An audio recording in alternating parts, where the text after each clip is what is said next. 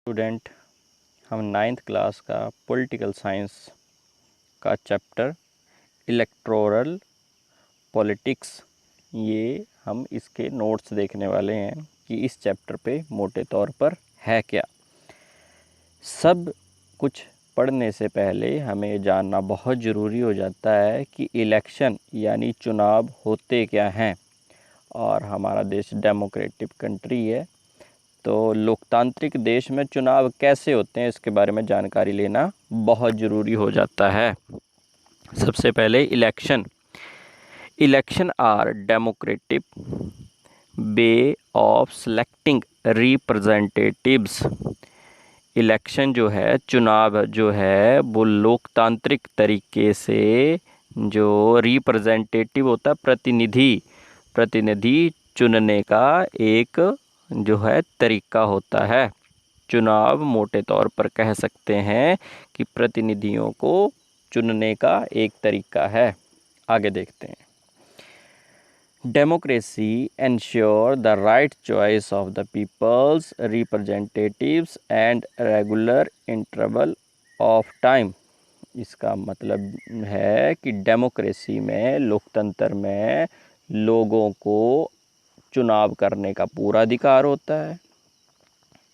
Representative at the regular interval time का मतलब है जैसे 5 साल बाद चुनाव होते हैं तो वो एक इंटरवल है, एक समय अवधि है, उसके अंतर्गत चुनाव होते हैं लोकतंत्र में।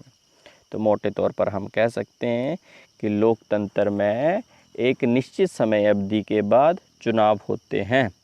दे ensure that representatives rule as per the wishes of the people.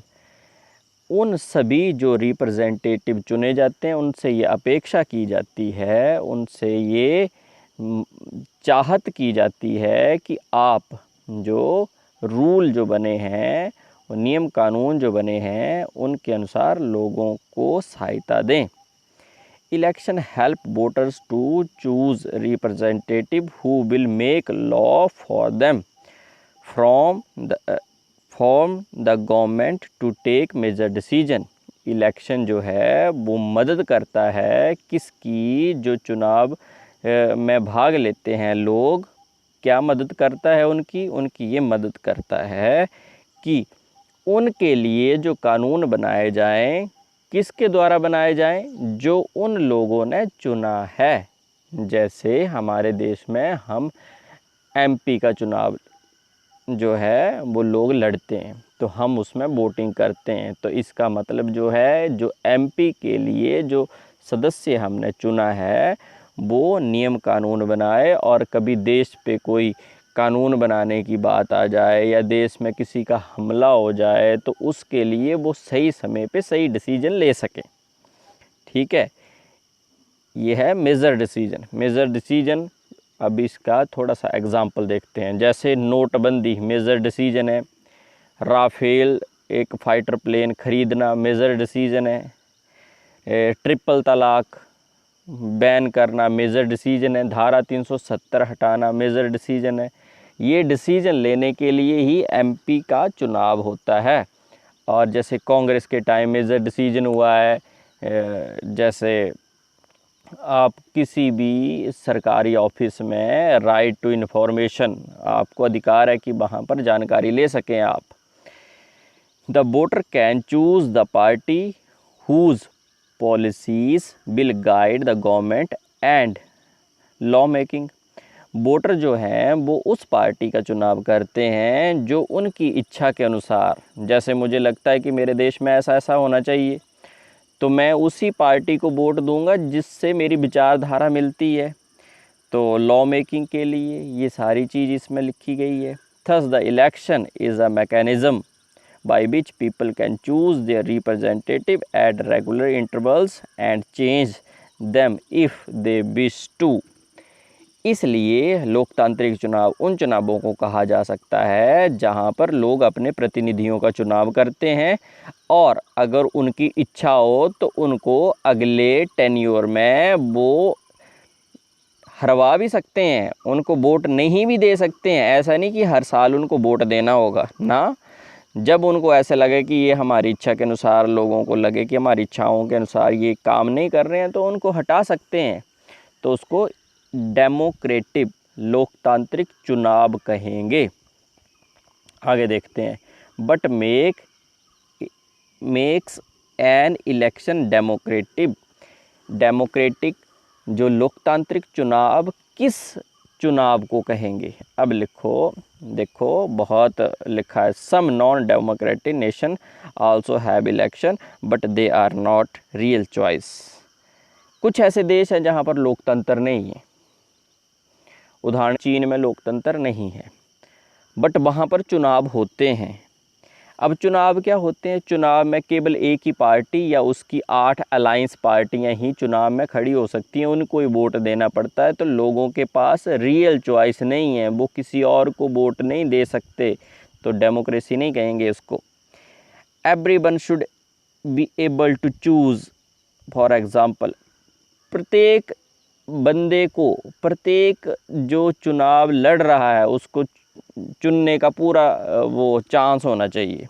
Everyone should have one vote, और जो वोट दे रहा है उसका एक ही वोट होना चाहिए।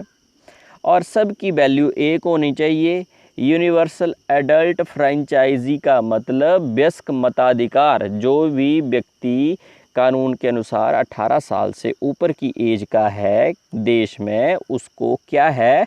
उसको मतदान का अधिकार है। There should be parties and candidate to choose from freedom to contest and a wide choice for the people. बहुत सारे लोग चुनाव में होने चाहिए। लोगों के पास बहुत बड़ी वैरायटी होनी चाहिए। ऐसे नहीं कि 4-5 लोग हैं और 4-5 ही करप्टेड है तो वही चुनाव में लड़ सकते हैं। तो लोगों के पास इतनी बड़ी वैरायटी होनी चाहिए जिससे एक बड़ी ऐसा कैंडिडेट चुनकर सामने आए। ऐसे नहीं कि कुछ ही लोग, आप भी इलेक्शन में खड़े हो सकते हैं। उसका लिए क्राइटेरिया हमारे देश में आप नेट पे ढूंढें, आपको अच्छा लगेगा। Election must be held and regular interval आपको बता दिया, निश्चित समय पर इलेक्शन होने चाहिए। Candidate preferred by the people should be elected. जो कैंडिडेट लोगों द्वारा प्रेफर्ड किया जाता है, हाँ इसको आगे रखो, तो उसको इलेक्टेड होना चाहिए, वो उसको जीतने की संभावना होनी चाहिए। Election should be held in the fair and free atmosphere of the Democrat. Free and fair का मतलब है कि इलेक्शन जो है वो किसी भी धांधली, किसी भी गुंडागर्दी, किसी भी लालच और किसी भी जो माल प्रैक्टिसेस होती हैं जिससे चुनाव धोखे से जीता जा सकता, उससे फ्री होना चाहिए। यानी सबको आज़ादी से चुनाव लड़ने का एक वातावरण मिलना चाहिए और वोट देने का भी वातावरण मिलना चाहिए। ऐसा नहीं कि वोट देने आप गए, आपको वोट नहीं डालने दिया गया, किसी और ने आपके नाम के आगे जी बटन दबा दिया, तो वो फ्री एंड फेयर नहीं हुआ। अगली बात देखते हैं, पॉलिटिकल कंपटीशन। पॉलिटिकल कंपटीशन का मतलब क्या है? कई बार ना चुनाव में एक पार्टी, एक राजनीतिक दल दूसरे राजनीतिक दल से कंपटीशन करता है, तो इसकी डीमेरिट्स भी होती हैं। डीमेरिट्स, लोग एक दूसरे पे लांछन लगाते हैं और बेतुके लांछन लगाते हैं जिससे कोई फ़ायदा नहीं होता है, चुनाव जीतने के लिए कुछ भी करते हैं। तो डीमेरिट्स क्या होती है कंपटीशन में? In the name of the party politics many unwanted practices are followed. Party के नाम पर बहुत ज़्यादा वो गुंडागर्दी और धांधलियाँ चली हुई हैं। देखते हैं क्या क्या है। Create a sense of disunity. अब ये है कि एक पार्टी के लोग दूसरी पार्टी से नफ़रत करते हैं, ये एकता की भावना को आघात पहुंचाने वाली बात होती है। अब जैसे दो पार्टियां हैं, party A and party B. Party A के लोग पार्टी बी के लोगों को पसंद नहीं करेंगे और ये देश के लिए, एकता के लिए खतरा है।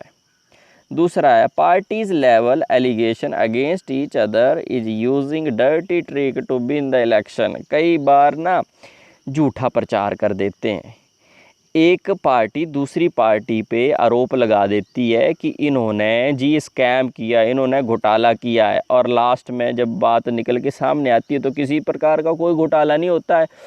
तो लोग तो घोटाला समझ के वोट दे देते हैं। अब घोटाला समझ के लोगों ने वोट दे दिया, बाद में पता चला किसी तरह का कोई घोटाला नहीं है, तो ये कहीं ना कहीं चीटिंग हो गई। एक दूसरे पे एलिगेशन लगाते हैं और बुरे बुरे एलिगेशन लगाते हैं, वो अच्छा नहीं है।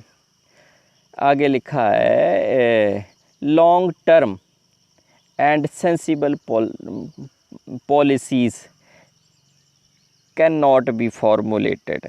अच्छा, लंबे समय के लिए पॉलिसी बनानी है, यानी मैं 10 साल के लिए कोई पॉलिसी बनाना चाहता हूँ, तो ये पक्का थोड़े है कि अगले 5 साल बाद मुझे ही चुना जाएगा।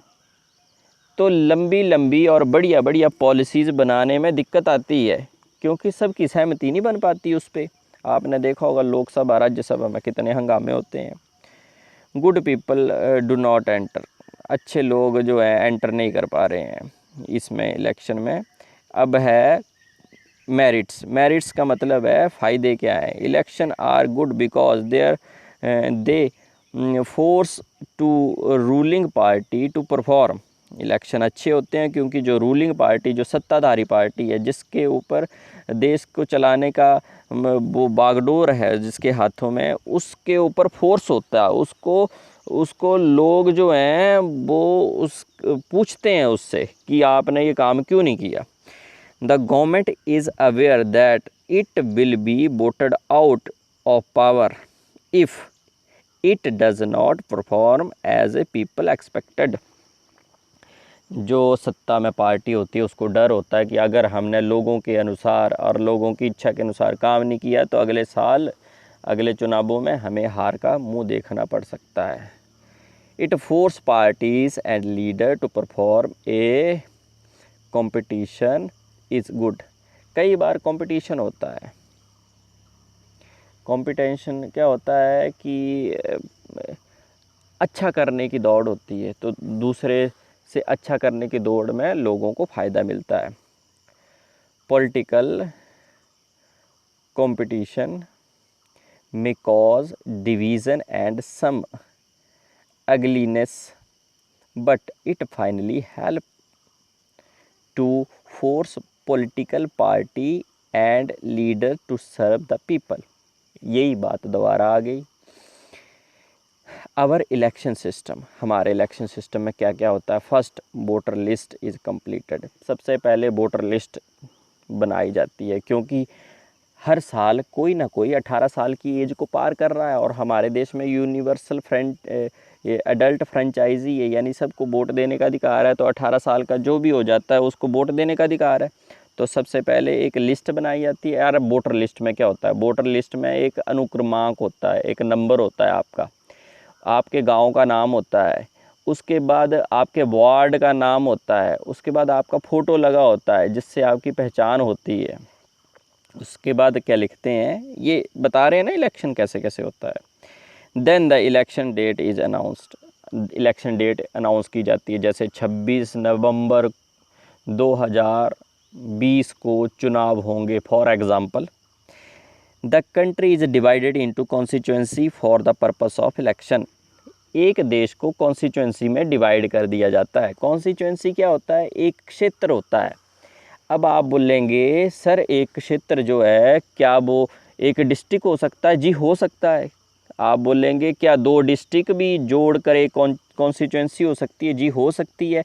जैसे डिस्ट्रिक्ट ए डिस्ट्रिक्ट बी को जोड़कर एक कॉन्स्टिट्यूंसी बन सकती है लोकसभा चुनाव के लिए, एमपी के लिए, मेंबर ऑफ पार्लियामेंट के लिए।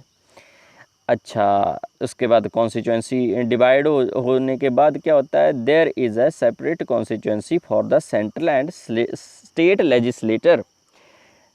तो स्टेट के लिए जो विधानसभा होती है, जैसे उदाहरण के लिए हमारे देश में जो स्टेट हैं उनके लिए अलग कॉन्स्टिट्यूंसी होती हैं, और जो हमारे देश में सेंटर के लिए सरकार चुनी जाती है उसके लिए अलग कॉन्स्टिट्यूंसी होती है।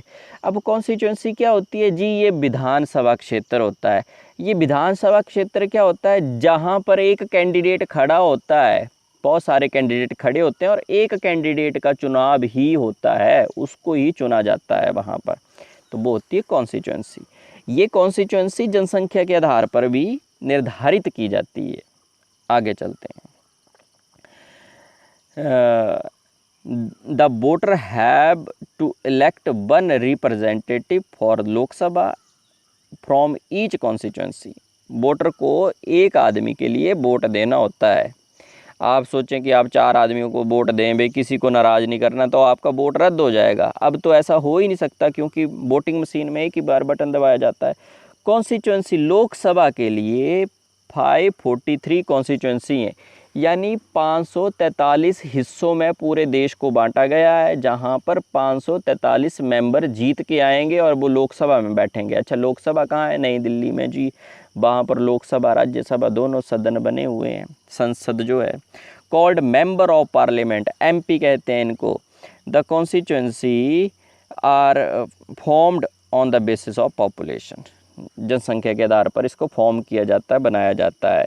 Similarity, each state is divided into constituency and the specific number of the members called member of the legislative assembly are elected. इसी तरह जैसे सेंटर में, उसी तरह स्टेट में भी लेजिस्लेटिव असेंबली होती है, स्टेट की विधानसभा होती है, और वहाँ पर भी ऐसे ही चुने जाते हैं लोग।